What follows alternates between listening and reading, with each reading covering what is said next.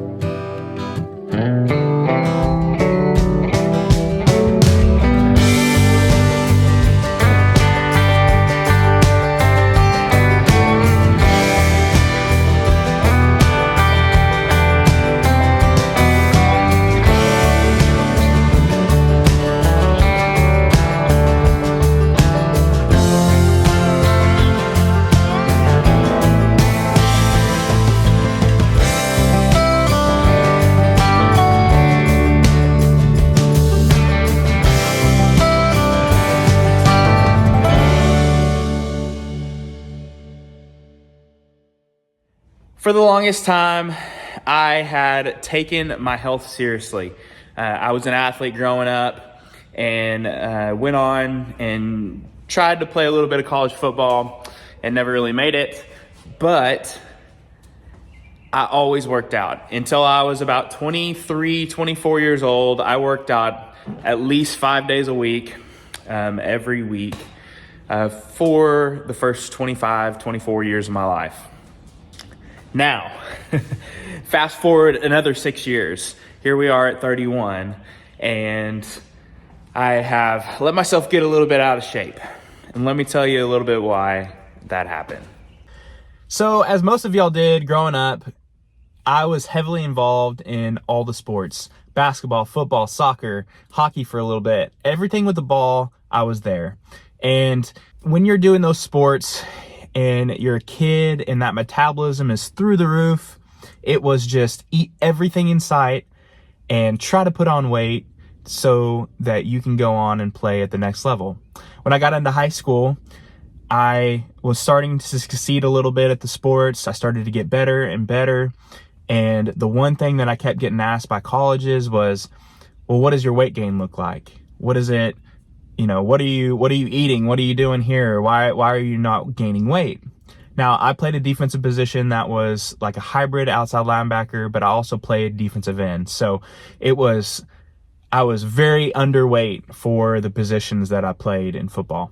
I experienced a pretty devastating injury my junior year, and it really made me focus on my weightlifting and my rehabilitation.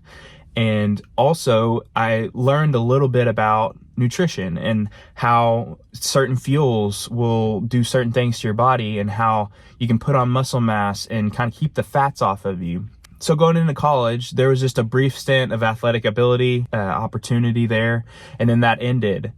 And then what became of my life of sports was over. For me, it was just like, okay, these sports are over. I'm just going to keep working out and I'm going to continue to eat the way that I have, and everything's going to be okay as long as I keep working out. Boy, was I wrong. And so when I graduated, I moved into the first house that me and my wife lived in, and I went to the gym 5 days a week. That became my morning routine. Got into my career, started doing that, did that great for 5 years until I was about 24, 25 years old. And at this point, our oldest daughter has been born, and the time constraints started to, like, the time that I had free time went from here to like right there. And the first thing that had to go was the gym time in the morning, because my wife worked nights. She wouldn't get home until 7:30 in the morning. I had to be at work at 8. I would usually go to the gym from 6 to 7. Now that's gone because I have to be home with my daughter. So I kind of put that on the back burner, and really it has been on the back burner for about 6 years now.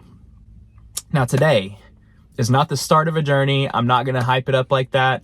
I'm going to buy a home gym set up from a guy about an hour away, and got a good deal on it. And we're going to load it up and bring it back here, and we're going to set it up in the garage. And here's where I'm going to just be honest. I'm going to try my hardest to take back that 6 to 7 time period in my day. Right now, it looks like me. I actually set my alarm for 6. I wake up, and then I usually do a little bit of, I read my Bible first off in the morning, but then I get on Facebook and get on Marketplace and end up spending 45 minutes on that. And then it's time to wake up and go to work. So we are going to try to reclaim that hour, and maybe even a little bit before that. So if you haven't noticed, I'm super unhappy with the way that I look. And it's not that I'm not confident in myself. I am confident in the person that I am, but I do have to take care of my body, and I do have to be there and take care of myself for my family. I want to see my daughters grow until they're out of my house. I want to see them go off and do certain things and all the awesome things that this life provides. And I want to be present for that. So for me to be present for that, I want to lose some weight. I want to feel good. I want to take care of my body, and I want to eat healthy. And I want to lead my wife in that as well. My wife is a rock star. She is probably one of the strongest people I know. And me and her have been talking about this for a long time, how we want to hold each other accountable with our health and with our exercise. So this is the first step in that. I'm really excited, and I'm really proud of us for taking this leap, spending a little bit of money so that we can have a setup here at the house to where we can work out and kind of take that whole, well, we have to drive 20 minutes into town, take that out of the question. So let's hook up the trailer.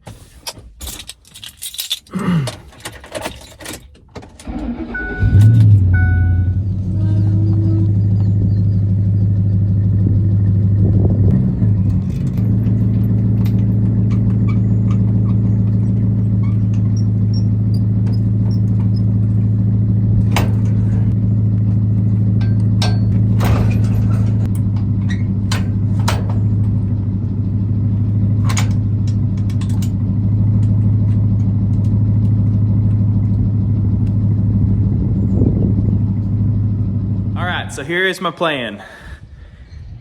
This is the garage space that we're going to be using up against this wall right here to do our home gym. Michaela is still going to be able to park her car in here, so we're going to take up the other half of the garage. My truck usually never needs to be inside, and if it does, or if I ever get a new truck, don't forget, I have a 1,500 square foot shop. So anything can always go in there. So this whole half of the garage we could use for our little home gym. Now, eventually the plans, I want to have a sauna and I want to have a cold plunge tub, but those are things that are going to happen in the future. Yeah, here is our space we're going to use for our home gym. So wish us luck. I'm going to go start driving that way to pick up the equipment.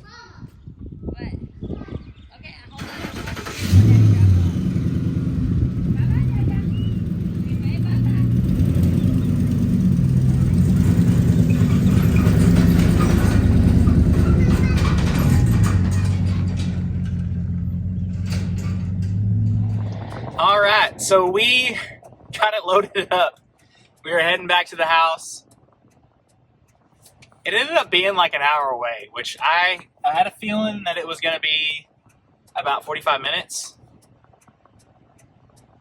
But I did not expect it to be an hour. There was a town that I had to drive through that was completely shut down for, I guess, some St. Patrick's Day festival thing, which it's weird because St. Patrick's Day was on Monday last week. So interesting enough, we are loaded up. So I'm going to go ahead, head to the house, and we will see y'all there with our new equipment, and I'll show you some of the pieces that we got. All right, we are back. We're picking up all of our equipment, and it looks like all of it made it home in one piece. So first we've got an adjustable flat bench. That's going to be good for our squat rack where we can do some bench and incline and other types of exercises there. And then we got a elliptical, which is great for cardio, keeps the pressure off your shins and stuff. Another flat bench and a treadmill, which we've already got one. We're gonna see which one we like better and probably sell the other one. And then our squat rack.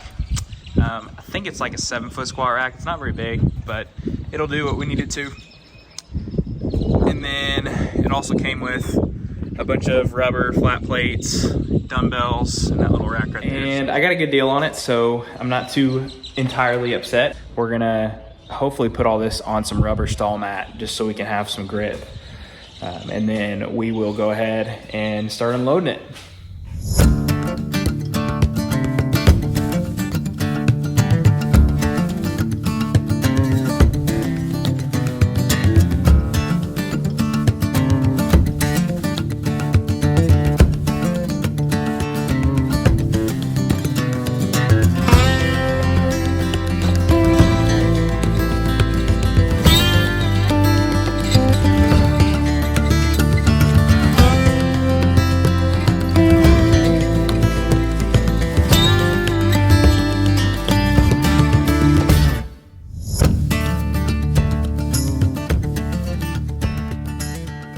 All right, guys, we are done for now. We got everything set up in here. I'll kind of show you the layout. So we got the new treadmill, the new elliptical, and then I went ahead and made some adjustments. I was gonna put this rack up against the wall right here, but there's not gonna be enough room mat-wise for us to be able to like do anything in front of it. Similar to what's happening right there.